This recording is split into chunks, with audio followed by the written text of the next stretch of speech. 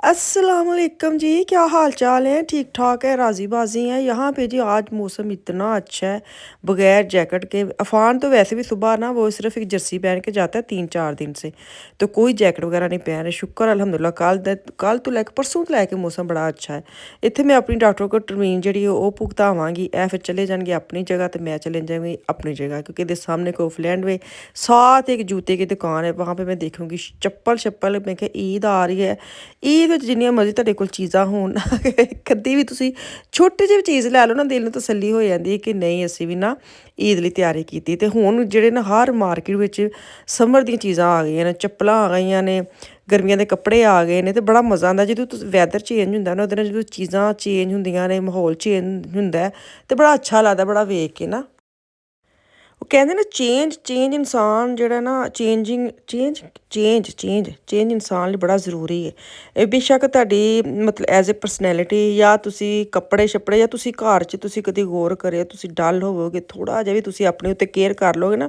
ਮਿਸਾਲ ਕੇ ਤੌਰ 'ਤੇ ਇੱਕ ਮਾਸਕ ਲਗਾ ਲੈਂਗੇ ਫੇਸ ਕੋ, ਓਏ ਹੋਏ ਹੋਏ, ਉਹਦੇ ਨਾਲ ਤੁਸੀਂ ਤਾਜ਼ਾ ਦਮ ਹੋ ਜਾਂਦਾ, ਤੁਹਾਡਾ ਮਾਇੰਡ ਵੀ ਫਰੈਸ਼ ਹੋ ਜਾਂਦਾ ਕਿ ਤੁਸੀਂ ਆਪਣੇ ਲਈ ਕੁਛ ਕੀਤਾ ਹੈ। ਜਦੋਂ ਇਨਸਾਨ ਦੂਜਿਆਂ ਲਈ ਕਰ ਕਰਕੇ ਨਾ, ਇੱਕ ਵਕਤ ਆਉਂਦਾ ਜਦੋਂ ਆਪਣੇ ਲਈ ਜਦੋਂ ਹੋਸ਼ ਆਉਂਦੀ ਨਾ, ਸਿਰ ਜ਼ੋਰ ਦੀ ਵੱਜਦਾ, ਫਿਰ ਕਹਿੰਦੇ ਹਾਏ ਹਾਏ ਅਸੀਂ ਆਪਣੇ ਨੂੰ ਥੋੜ੍ਹਾ ਧਿਆਨ ਕਰ ਲਈ। ਉਦੋਂ ਤੁਸੀਂ ਆਪਣੇ ਲਈ ਥੋੜ੍ਹਾ ਜਿਹਾ ਵੀ ਕੁਛ ਕਰਦੇ ਹੋ ਨਾ, ਤਾਂ ਯਕੀਨ ਕਰੋ ਆਪਣੇ ਆਪ ਨੂੰ ਲੱਗਦਾ ਬੜਾ ਹੀ ਫਰੈਸ਼ ਬੰਦਾ ਨਾ। ਉਹਦੇ ਜਿੰਜ ਹੁੰਦਾ ਨਾ, ਥੋੜ੍ਹਾ ਜਿਹਾ ਤੇਲ ਪੈ ਜਾਂਦਾ ਵੇ, ਅਤੇ ਕਿੰਨੀ ਦੇਰ ਉਹ ਬੰਦਾ ਕਿੰਨੇ ਦਿਨ ਉਹ ਚਲਾ ਲੈਂਦਾ ਵੇ। ਅਤੇ ਤੇਲ ਦੀ ਗੱਲ ਆ ਗਈ, ਹਾਏ ਕਿੰਨਾ ਮੇਰੇ ਮੀਆਂ ਰੋਜ਼ ਆ ਕੇ ਮੈਨੂੰ ਕਹਿੰਦੇ ਨੇ ਅੱਜ ਨਾ ਇੰਨੇ ਦਾ ਤੇਲ ਹੋ ਗਿਆ, ਅੱਜ ਨਾ ਇੰਨਾ ਤੇਲ ਹੋ ਗਿਆ। ਮੈਨੂੰ ਇੰਨਾ ਹਾਸਾ ਆਉਂਦਾ, ਮੈਨੂੰ ਇੰਝ ਦੱਸਦੇ ਨੇ ਮੈਨੂੰ ਕੀ ਤੇਲ ਨਾ ਲਗਾਓ, ਮੈਂ ਕਿਹੜਾ ਗੱਡੀ ਚਲਾਉਣੀ ਗੀ। ਜਿਨ੍ਹਾਂ ਨੇ ਗੱਡੀਆਂ ਚਲਾਉਣੀਆਂ ਨੇ, ਜੇ ਬੇਟਾ ਮੇਰਾ उस दिन उसने फुल करवा ली अपनी गाड़ी ना, फिल करवा ली। कहते मम्मा ऑयल बहुत महंगा हो गया है। तो मैंने कहा अच्छा, मैं उसके लिए भी ना कह देती हूँ अच्छा चलो अल्लाह ताला फजल करे, मैं यही कर देती हूँ, अल्लाह भी हालात ठीक कर देना। बच्चे भी जिन्ना कोई गड्डियां ने उन्होंने तो बेचारे परेशान है, सारी गल उन्होंने यूज़ करना है। तो वो बेचारे जाते भरवान जाते हैं ऑयल, ਕਹਿੰਦੇ ਜਿੱਥੇ 30 ਦਾ ਪੈਂਦਾ ਸੀ ਜਿੰਨਾ ਕੁ ਪਵਾਉਣਾ ਸੀ, ਉਹ ਹੁਣ ਸਾਡਾ 50 ਦਾ ਪੈਂਦਾ ਹੈ। ਕੱਲ ਮੇਰੇ ਮੀਆਂ के टैक्सी का भी सेम उन्होंने मुझे बताया ना, मैं 70 75 80 यूरो तक ना फिल करवाना था फुल, अब आज ना 130 यूरो ਦੀ ਪਈ ਹੈ। ਮੈਂ ਕਿਹਾ ਅੱਛਾ ਇੰਨੀ ਮਹਿੰਗੇ। ਤੇ ਕਹਿੰਦੇ ਲੈ ਰੋਜ਼ ਮੈਂ ਆ ਕੇ ਕਹਿੰਦਾ ਤੇ ਹੈ ਸੀ 1 ਕੈਰੋ 90 ਸੈਂਟ ਸੀ, ਹੁਣ 1 ਕੈਰੋ 95 ਹੋ ਗਿਆ। ਮੈਂ ਕਿਹਾ ਮੈਨੂੰ ਐਸੇ 1 90 95 ਚ ਕੀ ਫਰਕ ਵੇ, ਕਿੰਨਾ ਕੁ ਫਰਕ ਪਏ ਨਾ, ਕਾਹਦੋਂ ਇੰਨੀ ਸਿਰ ਤੇ ਰੌਲਾ ਪਾਇਆ ਹੁੰਦਾ। ਲੇਕਿਨ ਨਹੀਂ ਯਕੀਨ ਕਰੋ, ਜਦੋਂ ਇੰਨੇ ਵਾਲੇ ਰਕਮ ਤਾਂ ਸੀ ਨਾ 40 50 45 ਵੱਧ ਹੋ ਗਏ। ਮੈਂ ਕਿਹਾ ਅੱਛਾ ਹੁਣ ਮੈਂ ਮੰਨਨੀ ਆ ਕਿ ਮਹਿੰਗਾਈ ਹੋ ਗਈ ਨਾ। ਮਹਿੰਗਾਈ ਇਸ ਲਈ ਹੋਈ ਹੈ ਕਿਉਂਕਿ ਲਾਜ਼ਮੀ ਗੱਲ ਜਿਹੜੇ ਹਾਲਾਤ ਜਾਣਦੇ ਨਾ, ਉਹਦੀ ਵਜ੍ਹਾ 'ਤੇ ਮਹਿੰਗਾਈ ਬਹੁਤ ਜ਼ਿਆਦਾ ਹੋ ਗਈ ਹੈ। ਅਤੇ ਉਹਨਾਂ 'ਤੇ ਅਸਰ ਪੈਂਦਾ ਵੇ, ਜ਼ਾਹਰੀ ਗੱਲ ਆਇਲ ਮਹਿੰਗਾ ਵੇ, ਅਤੇ ਚੀਜ਼ਾਂ ਵੀ ਮਹਿੰਗੀਆਂ ਹੋਣੀਆਂ ਨੇ। ਜਦੋਂ ਜਹਾਜ਼ ਹੀ ਨਹੀਂ ਜਾਣਦੇ, ਆਉਣ ਜਾਣ ਨਹੀਂ ਦੇ, ਜਿੱਥੇ ਆਇਲ ਜਿੱਥੇ ਦਿਹਾੜੇ 'ਚ ਮੈਨੂੰ 4 ਜਹਾਜ਼ ਜਾਣੇ ਨੇ, ਉੱਥੇ ਕੁਝ ਇੱਕ ਵੀ ਨਹੀਂ ਜਾਣ ਦਿਆ ਪਿਆ। ਅਤੇ ਹਰ ਜਗ੍ਹਾ 'ਤੇ ਮਹਿੰਗਾਈ ਹੋਣ ਦੀ, ਮਹਿੰਗਾਈ ਤਾਂ ਅੱਗੇ ਵੀ ਬਹੁਤ ਜ਼ਿਆਦਾ ਸੀ, ਲੇਕਿਨ ਹੁਣ ਤਾਂ ਦਹਾਦ ਹੀ ਹੋ ਗਈ ਹੈ। ਅਤੇ ਮੈਂ ਹੁਣ ਨਾ ਆਇਲ ਵਗੈਰਾ ਤੇ ਮੇਰੇ ਮੀਆਂ ਜਾਂ ਮੇਰਾ ਬੇਟਾ ਗੱਲ ਕਰਦੇ ਤੇ ਮੈਂ ਧਿਆਨ ਨਾਲ ਸੁਣਨੀ ਉਹਨਾਂ ਦੀ ਗੱਲ, ਨਹੀਂ ਤੇ ਮੈਂ ਨਾ ਪਹਿਲੇ ਇੰਝ ਸੁਣੀ ਅਣਸੁਣੀ ਕਰ ਰਹੀ ਹੁੰਦੀ ਸਾਂ। ਮੈਂ ਖੈਰ ਤੇ ਰੋਜ਼ ਹੀ ਮੈਨੂੰ ਆ ਕੇ ਸਟੋਰੀ ਸੁਣਾਉਂਦੇ ਰਹਿੰਦੇ ਨੇ, ਲੇਕਿਨ ਵਾਕਈ ਮਹਿੰਗਾਈ ਬਹੁਤ ਜ਼ਿਆਦਾ ਹੋ ਗਈ ਹੈ। ਤਾਂ ਬਸ ਉਹਦੇ ਚੱਕਰਾਂ ਵਿੱਚ ਨਾ ਇਹ ਕੀ ਕਹਿੰਦੇ ਸਾਡੇ ਵਰਗਿਆਂ ਨੂੰ ਤਾਂ ਇਹੀ ਹੁੰਦਾ ਨਾ ਕਿ ਮਹਿੰਗਾਈ ਤਾਂ ਹੁਣ ਹੁੰਦੀ ਰਹੀ, ਹੁਣ ਬੰਦਾ ਸ਼ੌਕ ਹੀ ਆਪਣੇ ਮਾਰ ਲਵੇ। ਅਤੇ ਕਦੀ ਕਦੀ ਉਸ ਚੱਕਰਾਂ ਵਿੱਚ ਵੀ ਨਾ ਥੋੜ੍ਹਾ ਜਿਹਾ ਆਪਣਾ ਮਾਇੰਡ ਹੈ ਸੁਣ ਕੇ ਗੱਲਾਂ ਬਾਹਰ ਨਿਕਲ ਆਈ ਦੀਆਂ, ਚੀਜ਼ਾਂ ਵੇਖ ਲਓ, ਖਰੀਦੋ ਜਾਂ ਨਾ ਖਰੀਦੋ, ਬਸ ਅੱਖਾਂ ਠੰਡੀਆਂ ਕਰ ਲਓ ਅਤੇ ਕਰਕੇ ਚਲੇ ਜਾਓ। ਮੈਂ ਛੋਟੀ ਦੁਨੀਆ ਲਈ ਕੁਛ ਵੇਖਣ ਆਈ ਸਾਂ। ਮੈਂ ਆਫਾਨ ਸਾਹਿਬ ਦੇ ਲੈਣੇ ਸਨ ਬੂਟ, ਉਹ ਮੈਂ ਤੁਹਾਨੂੰ ਪਹਿਲੀ ਦੁਕਾਨ ਵਿਖਾਈ, ਉੱਥੇ ਤਾਂ ਮੈਨੂੰ ਕਿੱਡੇ ਮਜ਼ੇਦਾਰ ਲੱਗੇ ਨਹੀਂ। ਉਹਨੇ ਵਾਲੀਬਾਲ ਲਈ ਲੈਣੇ ਸਨ ਸ਼ੂਜ਼, ਉਹਨੇ ਕਿਹਾ ਸੀ ਮੁਝੇ ਵਾਲੀਬਾਲ ਕੇ ਲਈ ਸ਼ੂਜ਼ ਚਾਹੀਏ। ਮੈਨੇ ਕਿਹਾ ਹੱਦ ਮੁੱਕੀ ਪਈ ਹੈ। 2 ਮਹੀਨੇ ਪਹਿਲੇ ਕਹਿੰਦੇ ਸੀ ਮੈਨੂੰ ਫੁੱਟਬਾਲ ਦੇ ਸ਼ੂਜ਼ ਲੈ ਦੇਵੋ, ਫੁੱਟਬਾਲ ਦੇ ਲੈ ਕੇ ਦਿੱਤੇ, ਫੁੱਟਬਾਲ ਦੀ ਤੂੰ ਹਜੇ ਉੱਥੇ ਤਾਂ ਉੱਥੇ ਹੀ ਤੂੰ ਵਾਲੀਬਾਲ ਵਾਲਾ ਆ ਗਿਆ ਵੇ। ਉਹਦੀ ਨਾ ਸਪੋਰਟ ਦੀ ਜਿਹੜੀ ਕੀ ਕਹਿੰਦੇ ਨੇ ਜਗ੍ਹਾ ਹੈ ਨਾ, ਉਹ ਚੇਂਜ ਹੀ ਹੁੰਦੀ ਰਹਿੰਦੀ ਹੈ, ਹਰ ਚੀਜ਼ 'ਚ ਉਹਨੇ ਹਿੱਸਾ ਲੈਣਾ ਹੁੰਦਾ ਹੈ ਨਾ। ਹੁਣ ਵਾਲੀਬਾਲ ਵਾਲੇ ਸ਼ੂਜ਼ ਜਿਹੜੇ ਨੇ ਉਹ ਮੈਨੂੰ ਕੋਈ ਏਡਾ ਅੰਦਾਜ਼ਾ ਨਹੀਂ ਹੈ ਕਿ ਕਿਹੋ ਜਿਹੇ ਨੇ, ਮੈਨੂੰ ਤਾਂ ਸਪੋਰਟ ਦੇ ਸ਼ੂਜ਼ ਸਾਰੇ ਇੱਕੋ ਜਿਹੇ ਲੱਗਦੇ ਨੇ। ਫੁੱਟਬਾਲ ਸ਼ੂਜ਼ ਐਸ ਸ਼ੇਪ ਵਿੱਚ ਹੋਣੇ ਚਾਹੀਦੇ ਨੇ, ਵਾਲੀਬਾਲ ਵਾਲੇ ਐਸ ਸ਼ੇਪ ਵਿੱਚ ਹੋ ਜਾਣੇ ਨੇ। ਸਕੂਲ ਵਿੱਚ ਜਿਹੜੀ ਸਪੋਰਟ ਹੁੰਦੀ ਹੈ ਉਹਦੇ ਸ਼ੂਜ਼ ਇੰਝ ਦੇ ਹੋਣੇ ਚਾਹੀਦੇ ਨੇ। ਮੈਂ ਕਿਹਾ ਬੰਦਾ ਪੁੱਛੇ ਖੇਲਣਾ ਤਾਂ ਉਹੀ ਪੈਰਾਂ 'ਚ ਪਾ ਕੇ ਦੌੜ ਹੀ ਲਾਉਣੀ ਹੈ ਨਾ, ਭਾਵੇਂ ਤੁਸੀਂ ਫੁੱਟਬਾਲ ਲਈ ਦੌੜ ਲਾ ਲਓ ਅਤੇ ਭਾਵੇਂ ਵਾਲੀਬਾਲ ਹੀ ਲਾ ਲਓ, ਲੇਕਿਨ ਬਿਲਾ ਵਜ੍ਹਾ ਪੈਸੇ ਹੀ ਲਾਉਣੇ ਨਾ। ਇੱਥੇ ਬੜੇ ਅਸੂਲ ਨੇ।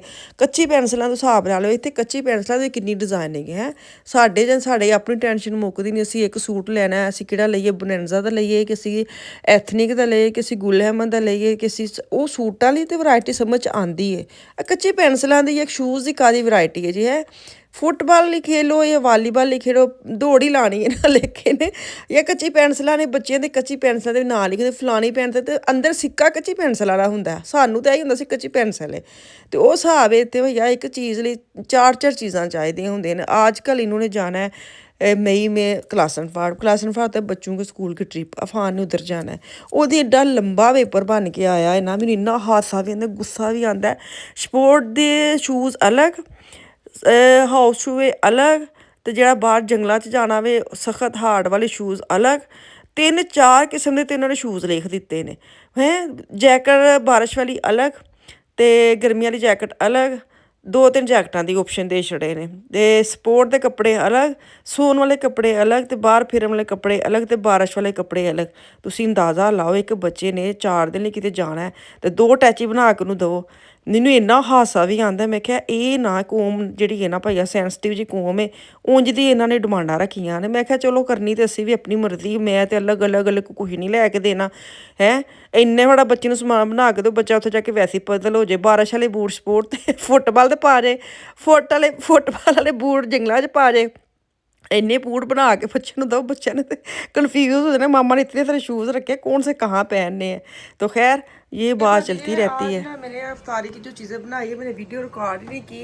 यहाँ पे मैंने आज बनाई है नहारी, ये यहाँ पे ऑयल है, रौनक सारी बाहर पई है, ये पावांगी तो रौनक उत्ते पावांगे है। मैं इसको रौनक कहती हूँ। अभी गर्म कर रही हूँ खाना, नान गर्म हो रहे हैं, बल्कि हो के चले भी गए हैं कुछ, जो है ना वो मैं गर्म करने लगी हूँ। ये नान है, तो इसको मैं ना हल्की आग पे रख दूँ कि लग ही ना जाए थल्ले। तो टेबल पे चलते हैं। टेबल की आपको ये कहते हैं रूह नुमाई करती हूँ, लाइट चला लूँ।